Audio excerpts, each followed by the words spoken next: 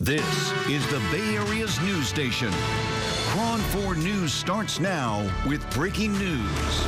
And new developments now in the case of a San Jose police officer who was shot and killed. This is the officer, and Officer Michael Johnson. He was killed in a shootout with Scott Dunham.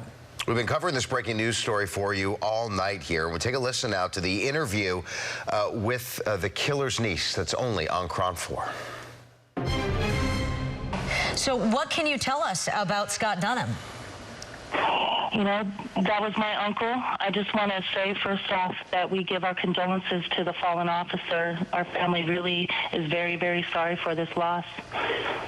Do you know anything leading? You know, my uncle, mental illness is a huge, huge thing these days, and unfortunately my uncle was suffering from some mental illness. And even though I know it doesn't make it better, but it helps explain the situation. Mental illness is a huge thing.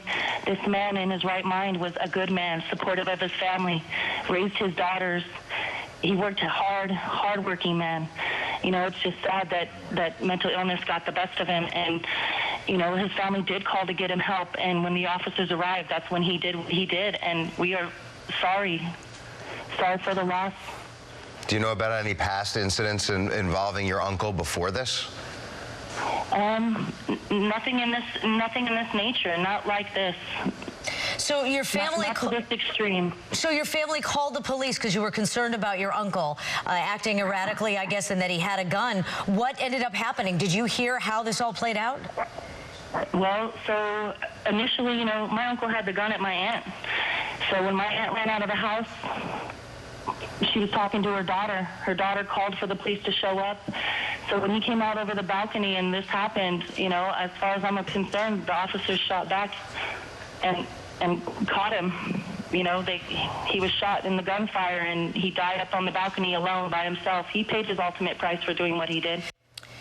They both paid the ultimate price, and this is a sad situation. We have lots more coverage and that full interview again on our website at KRON4.com. And this morning we learned that Dunham was found dead at 3:30 this morning on that balcony in the apartment complex where that deadly shooting happened. The scene's still active this morning, and still some road closures in the area. Our team coverage continues now. Let's go to KRON 4's Will Tran. He's been at the scene all morning long. Will? We're talking about 15 hours after this whole thing started. The scene is still very much active. You can see police officers right behind me. These people are speeding away because it appears that they were allowed to return to their homes. We believe they might be apartment members, and the reason why is we saw about 20 cars pull out at the same time. But as you can see, there's a mobile command unit. They are here processing it. Still very far from over. Police officers will not even say how soon they will wrap this up. We do know that around 5:45 this morning, I want to show you this video, a very somber, touching video. Police officers could have left the area at around 3:30 after it was confirmed that the suspect had died at the scene. They actually were off the clock at around 1 o'clock, but because of breaking news, of course, they were there to watch this whole situation unfold. They purposely stayed until 5:45. Once Michael Johnson's body was removed from the scene, they went away, went off in a procession. Michael Johnson was in a van right in the middle of the procession. The police officers had their lights on. I also have found out that many officers from around the Bay Area, as well as civilians, they're heading to the San Jose Police Department. They're there to drop off flowers in condolence in respect of Michael Brown, the 14-year veteran. Talked to one of his colleagues. He said that they worked together on the same shift as recently as 6 months ago, that he was a very good guy, and that he's heartbroken for his fallen comrade as well. Back to you. All right, thanks a lot, Will. Mark? And our team coverage of the story continuing with KRON 4's Mike Pelton. He's at police headquarters this morning with more on the fallen officer. Mike? Well, Mark, I just spoke with a friend of Officer Michael Johnson who says that he was into martial arts in his spare time, that he was full of life and very kind, one of the kindest persons, or people rather, you would ever meet. Now, this morning, law enforcement officers from across the Bay Area have been coming here, and take a look. As you can clearly see, Officer Michael Johnson had an impact all across the Bay Area. Sheriff's deputies and officers from Campbell, Santa Clara, and Mountain View Police, among others, arrived with flowers here at San Jose Police to offer their condolences this morning. San Jose Police Officer Michael Johnson was shot and killed last night responding to a distress call. Officer Johnson was a 14-year veteran of the department. We're told he was a training officer who worked with recruits.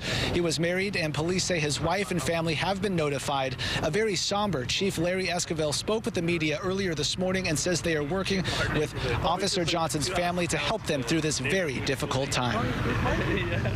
Again, I want to thank our community for understanding and being able to adapt to the evacuations and understanding the gravity of the situation, and the outside agencies for the assistance and support, not only in spirit, but in personnel that were here tonight to help us get through this incident, and we'll continue to get through this incident in the days coming.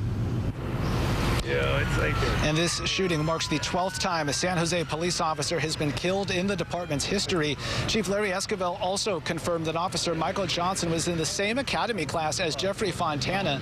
Officer Jeffrey Fontana was the last San Jose police officer killed in the line of duty. That was back in 2001. Now, coming up at 9:30, Mark, you'll hear from Officer Johnson's friend about the impact Officer Johnson had on this community. Back to you, Mark. All right, Mike, thanks for that update. And stay with KRON 4 as we continue our coverage of this breaking news story. And you can go to our Facebook page and share your condolences for the fallen officer. And on our website, we have cell phone video from a KRON 4 viewer who was nearby and witnessed the shooting. All right, switching gears right now on the Bay Area weather and traffic. Let's get more on the warm weather with Michelle Apon. Hey, good morning. Time right now is 9:08 on your Wednesday morning, or rather 9:06. We have a lot of sunshine out there. We're going to continue on with sunny skies into the afternoon, which will help to warm up those temperatures. If you are going to be outside, you may also want to grab the sunglasses, because look how clear these skies are. The sun has completely risen over there, looking off into the east at the Bay Bridge. We're going to continue with this warming trend, all because of high pressure in place. Now, with the sunshine, has warmed up the temperatures just a little bit more into the mid to upper 50s. San Francisco, 58 degrees. Across the South Bay, we have some mid to upper 50s as well. Slightly cooler spots in Pleasanton at 50 degrees right now. Across the North Bay, mid to upper 50s. A look at your day planner. Like I mentioned before, temperatures continue to stay into the mid to upper 50s. We're going to warm up quickly from here into the lunch hour. These temperatures are going to stay very comfortable, very nice out to spend outside, because it's not going to be as windy. Along the coast, 63 degrees, and then for the Bay, 65. Looking inland, temperatures will be near that 70-degree mark. We're going to continue to stay into the 70s for much of the afternoon. So when you drive on home, plan on warmer temperatures along inland areas. Across the Bay and coast, temperatures will continue to stay into the mid-60s. So it's perfect outdoor weather. Now, we're going to talk about some even warmer temperatures, possible records later this week. It's all coming up with your Storm Tracker 4 7-day forecast. George? Thank you, Michelle. As we continue to track hotspots for the ride around the Bay, right now it's the drive on 880 and South Bay freeways where things are particularly slow. Updating that commute through the corridor, 238 down to 237. Still a 41-minute drive time. And tracking the ride through the South Bay. Look how much red is still showing up on the freeways here for 101, 280, and the 85 stretch. Your northbound 101 drive time, Capitol Expressway to the Montague, still at 27 minutes, and even the northbound Interstate 280 ride is nearly 20. So that's not the worst commute you've ever seen there, but still slower than you'd like it to be at this late hour.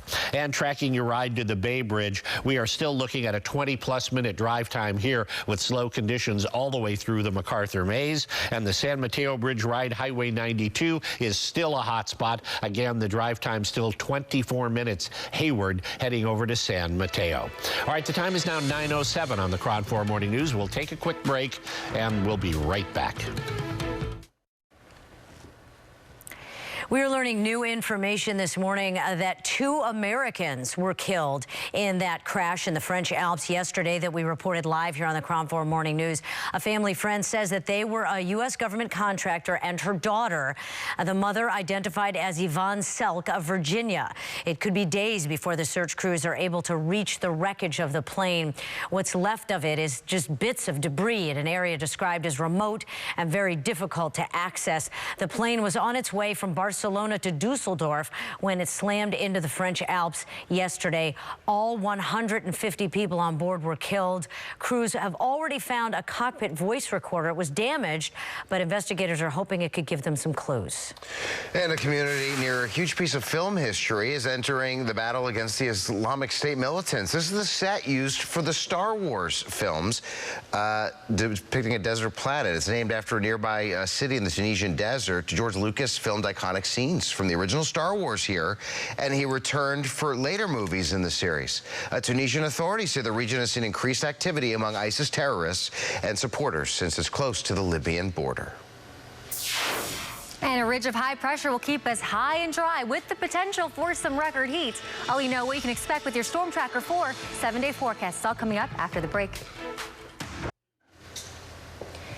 Welcome back, and we continue our coverage of the breaking news out of San Jose. This cop killer in San Jose was discovered dead this morning at 3:30 in the morning. 57-year-old Scott Dunham, and his family tells us here on KRON that he was suffering from mental illness. Police fired at him, and when there was a confrontation, they reported to reports that to go to a call that a man had a gun and was despondent when they showed up. He fired at the officers. They fired back. They don't know if it was their shots or he killed himself. KRON 4 crew spoke with a neighbor who knows Dunham, and here's what he says. I don't know. He's been off work for a while. It's the same as myself. We both had back problems, and I know that I think he used to work for Janssen, and so he had been off work for a while dealing with his back and a couple of medical issues and stuff. And with all the police activity in the area, residents near the scene were not able to get to their homes or leave their homes. So police cruisers had the intersection of Center and Tully shut down, and a line of cars formed on Tully Road last night, while others filled up nearby parking lots, waiting for the okay from police to return to their homes. And streets around the scene were closed into the early morning hours. And let's take a look at the weather and traffic this morning. We're going to check in with George and get a look at any hot spots. Daria, we are still tracking delays here for the ride around the Bay. Let's start with the trip through Contra Costa, Walnut Creek, the San Ramon Valley, and Highway 24. Updating that commute out of Walnut Creek and heading into Berkeley. Not too bad this morning with a 16-minute drive time. We're incident-free there for your trip out to and through the Caldecott Tunnel. And then your trip through the San Ramon Valley is improved as well. 21 minutes southbound, so a much better ride today, well, at this hour than even a couple of hours ago after our earlier occurring accident at Livorno Road. At the bridges, the Bay Bridge, however, is still completely backed up into and through the MacArthur Maze. Your ride to the San Mateo Bridge, no improvement yet. We are still jammed up coming through Hayward on 92 westbound. The backup even reaching from time to time across Interstate 880 onto Jackson. Your trip to the Golden Gate Bridge, we're past the peak here for the southbound ride, so it's an easy commute. And your ride to the Richmond Bridge westbound 580, still backed up enough that it's slow coming over from before Castro on 580 westbound out of Richmond. Now over to the Weather Center. Here's Michelle. Hey, good morning, George. Time right now is 9:17 on your Wednesday. We have clear skies out there, so bright and blue, and you will need sunglasses for today, especially if you are going to be traveling westbound later on this evening. That sun will set around 7:26. It will be very bright, so you will probably need to turn down the visors in your car as well.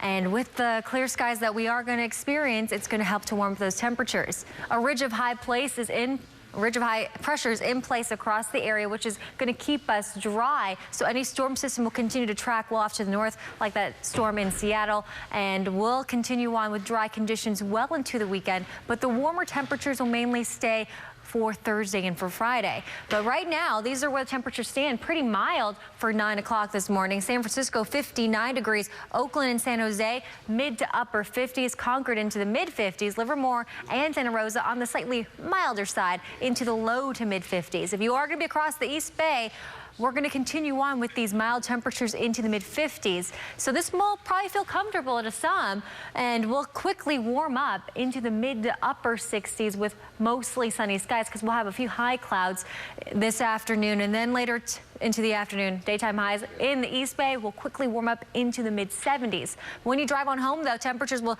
go down just a couple degrees into the low to mid 70s. But again, a warm afternoon throughout the entire day, not just in the East Bay, but also in the South Bay. Here's your San Jose temperature planner. Temperatures will quickly warm up into the low to mid 70s into the lunch hour, and then by the afternoon, mid 70s will be the daytime high, continuing to stay that way until about dinner time. So around 6 and 7 o'clock, those temperatures will start to fall into the mid to upper 60s. But perfect outdoor weather across the region, across the peninsula, slightly cooler with those temperatures into the mid to upper 60s. The rest of your Storm Tracker 4 7-day forecast. Our warmest day looks to be tomorrow. For inland areas, we could see potential record heat. 86 will be some daytime highs across the area, and that will continue on into Friday. If you are going to be across the bay over those next couple days, that's when we'll start to see the warmer temperatures into the upper 70s to lower 80s. We're going to continue on with slightly cooler temperatures this weekend into the 70s, and along the coastline some low to mid 60s, and then we're going to continue on with slightly milder weather into early next week.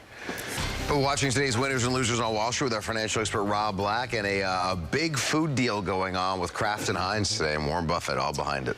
Yeah, Heinz is getting together with Kraft Foods. If you think about it, your grocery store, this is a lot of product out there. Let me give you some ideas. Classico pasta sauces, Lee and Perrin Worcestershire sauce, or Ida frozen foods, Boston Market TGIF, Weight Watchers, all the frozen foods. Oscar Mayer meats, Maxwell House coffee, ketchup, Jell-O. Love Jell-O. Velveeta cheese, Crystal Light, Kool-Aid, macaroni They could have their own cheese. supermarket, basically. Essentially. And to remind people, Warren Buffett and Berkshire Hathaway, they bought Heinz and took it private a few years ago, right? So it was a private company merging with a public company. Yes, and this is a private company merging with a public company. That public company is up 47% on the news today. That's a huge number. They have 8 brands of over $1 billion, 5 brands with $500 million.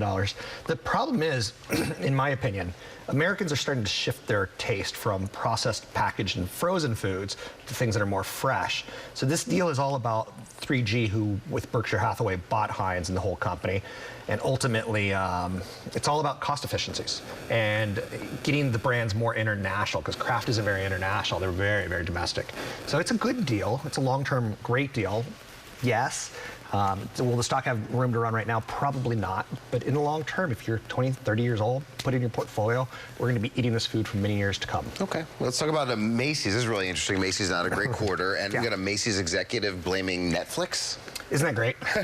So this, to me, I just like, that's a weird one. So Karen Hoggett is blaming Netflix for Macy's slower sales. Essentially, she's right on, because millennials, younger people, 18 to 35 years old, they're buying other things. They're buying electronics so that they could watch Netflix on it. The brand is struggling. Macy's is struggling to get a younger audience. Sales grew just 1.4%. Products like cosmetics are always going to sell well for Macy's, but apparel's just not as important. And I've seen a couple people under 35 is the way they live. Their houses are very desolate. They vacation like rock stars. They spend a lot of money on entertainment. They don't spend a lot of money on functional things like clothes. So shoppers are a little bit more careful with categories. They're spending on cars, healthcare, electronics, and home improvement. Macy's is desperately trying to up their wedding registry, because that gets the younger people in, and then maybe they get customers for life. Huh. All right, mortgage rates. We've been following them. We get these false starts where we think interest rates and mortgage rates are going to go up, and then they come back down. And we saw mortgage applications way up. Are we at the end of the line here for low-cost mortgages? Probably for refis. Okay. I think we're at the end of the line, and we don't need them at this point.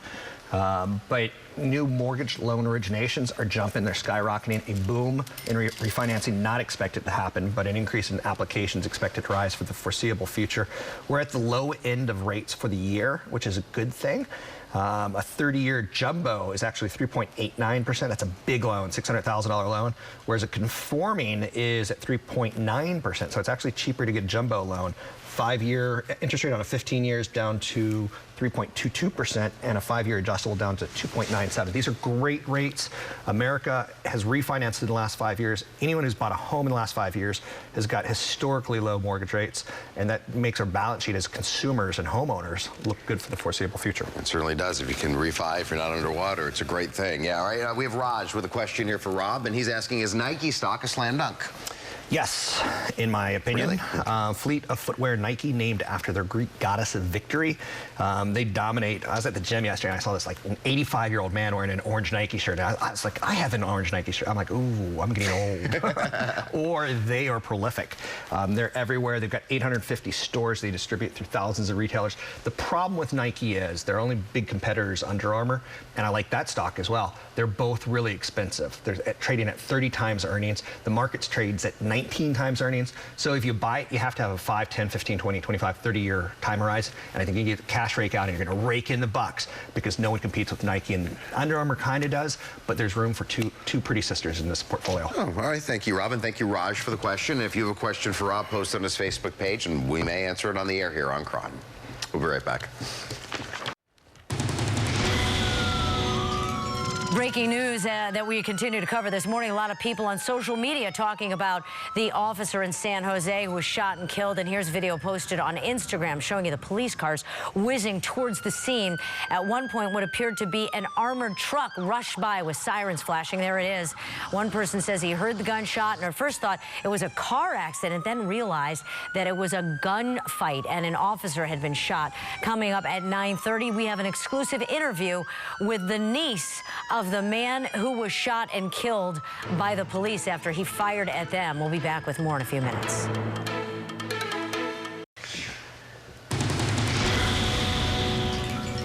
Breaking news now here on KRON 4 and an exclusive interview with the relative of the man who shot and killed this San Jose police officer. Officer Michael Johnson killed in a shootout with Scott Dunham. And we've been covering this breaking news all morning long. We had the opportunity to talk to the killer's niece here only on KRON 4. So what can you tell us about Scott Dunham? You know, that was my uncle. I just want to say, first off, that we give our condolences to the fallen officer. Our family really is very, very sorry for this loss. Do you know anything leading? You know, my uncle, mental illness is a huge, huge thing these days, and unfortunately my uncle was suffering from some mental illness. And even though I know it doesn't make it better, but it helps explain the situation. Mental illness is a huge thing. This man in his right mind was a good man, supportive of his family, raised his daughters. He worked hard, hard-working man. You know, it's just sad that mental illness got the best of him. And, you know, his family did call to get him help. And when the officers arrived, that's when he did what he did. And we are sorry. Sorry for the loss. Do you know about any past incidents involving your uncle before this? Nothing in this nature, not like this. So your family, not to this extreme. So your family called the police because you were concerned about your uncle acting erratically, I guess, and that he had a gun. What ended up happening? Did you hear how this all played out? Well, so initially, you know, my uncle had the gun at my aunt. So when my aunt ran out of the house, she was talking to her daughter. Her daughter called for the police to show up. So when he came out over the balcony and this happened, you know, as far as I'm concerned, the officers shot back and caught him. You know, he was shot in the gunfire and he died up on the balcony alone by himself. He paid his ultimate price for doing what he did. So that new information we learned this morning on what surrounded the shootout that ended in the death of that woman's uncle, as well as a San Jose police officer. We have the entire interview posted on our website. And we learned that Dunham was found dead at 3:30 this morning, as you heard the niece talk about, that he was on that balcony of the apartment complex apparently the whole time. The scene's been active throughout the morning. Roads were closed earlier this morning in the area. KRON 4's Will Trant has been at the scene all morning long, and he has the very latest right now. Will? Daria, this scene's still very much active, but there is a glimmer of hope for the residents of this apartment. Is the reason why is the officers told me about 30 minutes ago they could wrap up as soon as maybe 11:30, noon. Of course, don't hold them to it. It's a very fluid situation. There's still a lot of processing that needs to be done. This is the area on Center that they are focusing on, but because you can see Center, there are no cars going through at all, and it's causing quite a traffic mess and a long night for the residents here because they were evacuated once those officers were shot at. Joining me now is Billy Lewis. We've been running his reaction off and on throughout the morning. You told us that you were with your grandkids last night. Yes. First off, let me ask you, how's it been? Where did you go after you were evacuated? After I was evacuated, we went down to the San Jose Police Department to give a statement of what was carried, what we saw. And then after then, I was able to go to my daughter's house, actually, to spend the night there because they wasn't going to let us back in the units last night. And then they told us to come back this morning. But when I got back this morning, they still are saying that it's probably going to be a couple of more hours or so before they allow us to come back in. So obviously you're part of the investigation that you were asked to come down to give a statement. Tell us what you heard, what you saw. I just heard bang, bang. I looked at my grandkids and asked them. I said it sounded like gunfire. And my granddaughter told me, Papa, that was gunfire. So I grabbed them and told them to get down on the floor and take cover. At that time, I went to the front window to look out. And when I looked out the window, I saw two officers there with their guns drawn and looking at the unit next door to me. So I immediately got out of the window and got on the floor myself. Did you see the officer down? Did you see any chaos among the officers? I didn't see the officer down.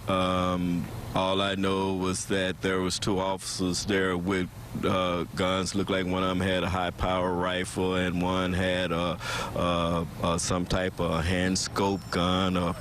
Really quickly, can you tell us about Scott Denham? Did you know him? Did you know him? Did you talk to him? I talked to him just going back and forth to the mailbox. I would see him as we would go out and get our mail, and I knew that he had been off of work because he had back problems, and so I had been off of work myself with my back problems, so we was kind of just run past each other at the mailbox and just kind of say how you doing and different things like that. And he's always been a nice person. You know, he always spoke to me and I would speak back to him, and he would ask how your back doing, and you know, that would be the same thing. I heard the same thing. Another neighbor told us he was very calm. She was flat out surprised that this happened. Are you surprised knowing what you know of him? I'm very surprised and heartbroken. I mean, you just don't expect things to happen like this right next door to you.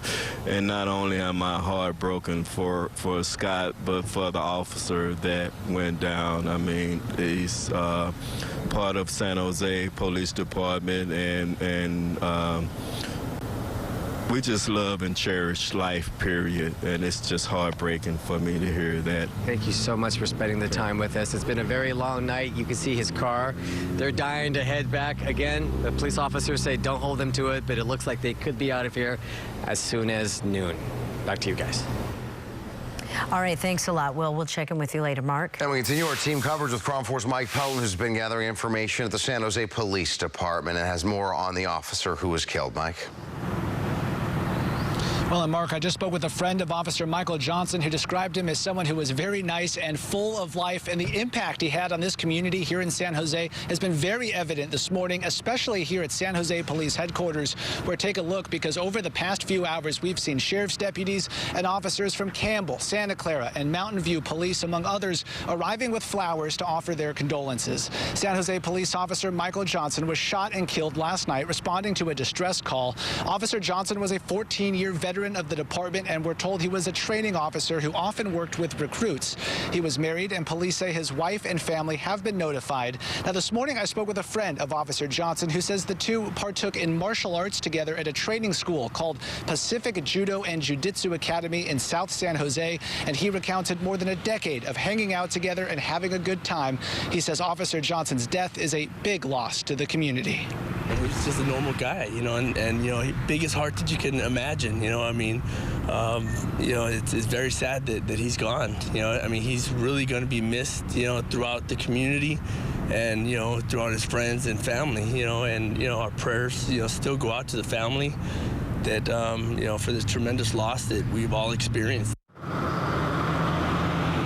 back out here live at the San Jose Police Department and speaking with that man. His name is Frank Santiago. And Mark, I talked to him about how he found out what happened. He said that last night he knew that his friend, Officer Michael Johnson, was working when he heard that an officer had passed away. He sent him a text message, and when he did not get a response back by this morning, that's when he knew it was his friend, Officer Michael Johnson, who had died in the line of duty. Obviously, he was very upset. So the loss and the impact that officer had, not just being felt among the law enforcement community, but certainly his family and friends, as you just heard. Mark. All right, Mike, thanks for the updates throughout the morning. Turning our attention now to Bay Area weather and traffic when their record highs expected. Michelle Apon has more. Yeah, we're going to talk about all those warm temperatures in your Storm Tracker 4 7-day forecast. It's coming up at 9:45. George.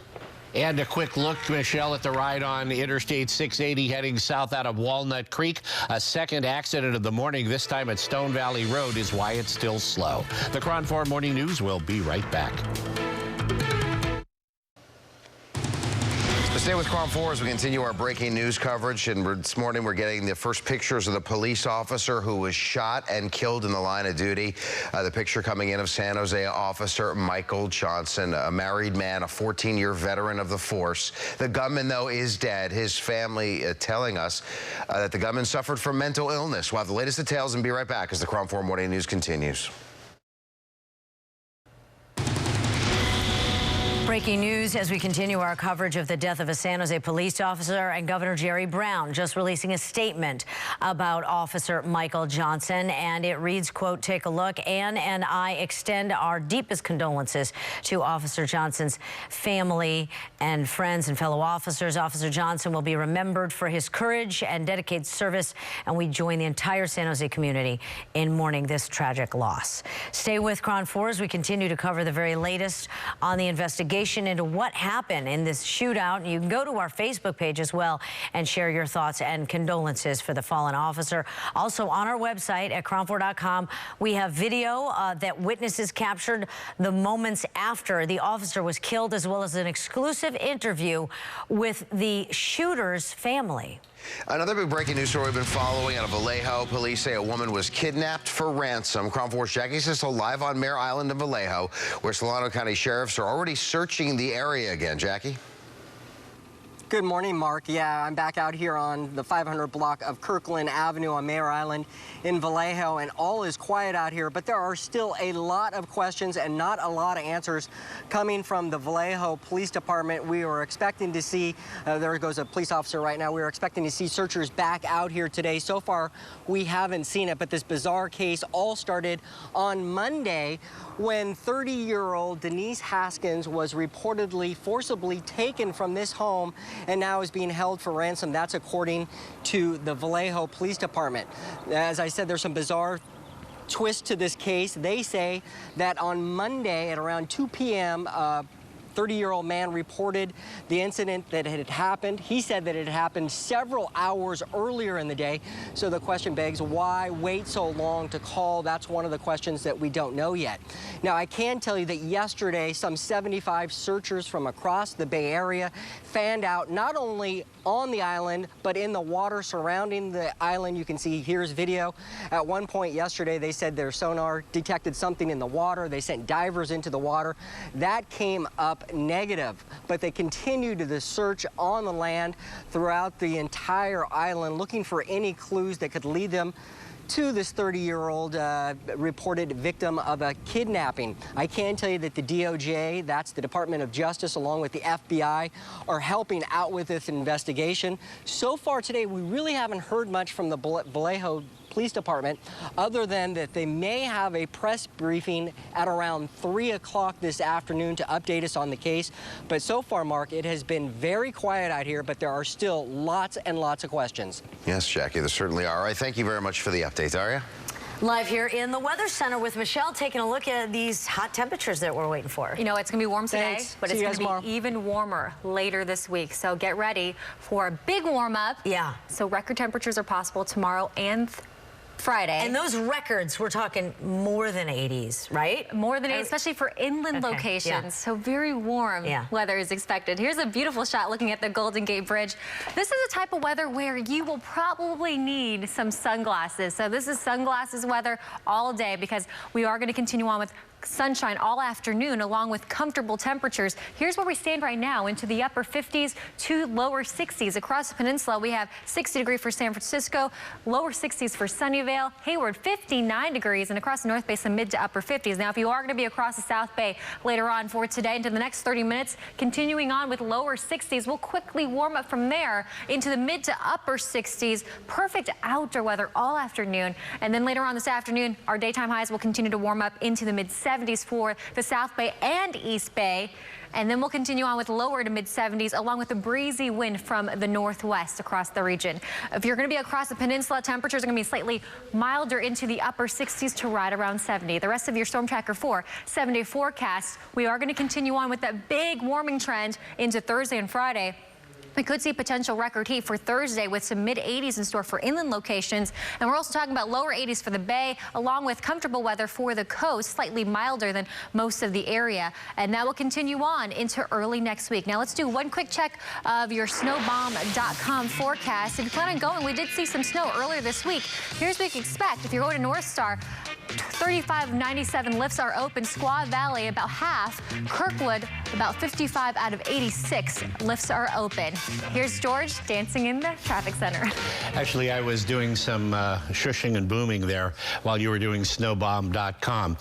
Let's take a look at the slow ride here on 101 southbound. Late in the commute, we are tracking delays here with an accident at Lucas Valley Road. And what should now be about a 26-minute drive time is still up above 30 minutes for your trip from Novato Highway 37 down to the toll plaza of the Golden Gate Bridge. And we're just getting word of a new accident here in Lafayette at Pleasant Hill Road, westbound on Highway 24. This could be a big rig crash that might end up tying up the ride coming out of Walnut Creek and heading west toward the Caldecott Tunnel. A last look at the bridges for you this hour. The Bay Bridge still backed up into the MacArthur Maze for your commute coming out of the East Bay into San Francisco. For your ride to San Mateo, across the San Mateo Bridge, finally things have cleared out here. No longer tracking any delays. For your trip on 101, the Golden Gate Bridge, the southbound ride has eased considerably. No delays now as we are well past the peak. And for your trip to the Richmond Bridge, westbound Interstate 580, we are no longer backed up at the toll plaza, so that means we're no longer backed up through Richmond on 580 westbound. Mark. All right, thank you, Georgia. And coming up, we'll have more on the San Jose police officer who was shot and killed last night, right after the break. A quick recap now of the breaking news that we've been following, where San Jose police are mourning the loss of an officer. He was killed when he responded to reports of a despondent man who had a gun. When he showed up, the suspect opened fire, killing Officer Michael Johnson, a 14-year veteran of the force. And also this morning at 3:30, we learned that that gunman had been killed as well. They don't know if it was the officer's shots or if he killed himself, but he was found at 3:30 this morning, dead on the balcony of his apartment. And also happening today, Facebook's annual two-day F8 tech show is getting underway. And here's what we expect from the show. Mark Zuckerberg is supposed to take the stage each morning to deliver keynote addresses. Today's keynote will be exciting because they say for the first time Zuckerberg will talk about what Facebook plans to do with the virtual reality headset maker Oculus Rift. Facebook bought that startup.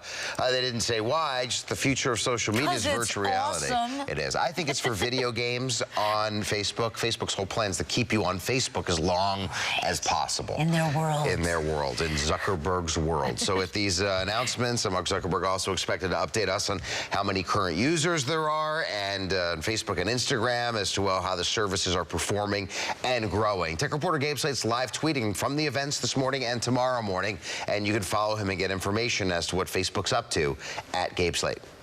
And taking a look here at the 7-day around the Bay forecast, when we are in for some major heat, you can see that those temperatures are going to spike tomorrow. Look at that. So warm today, hot tomorrow, 86.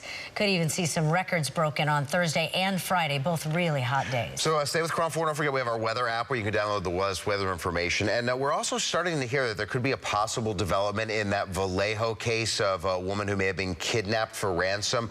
Look for updates on that story on Chron4.com, our Facebook and Twitter feeds, and on our Chron 4 mobile app. As soon as we get those developments confirmed, we'll be posting them. See you tomorrow.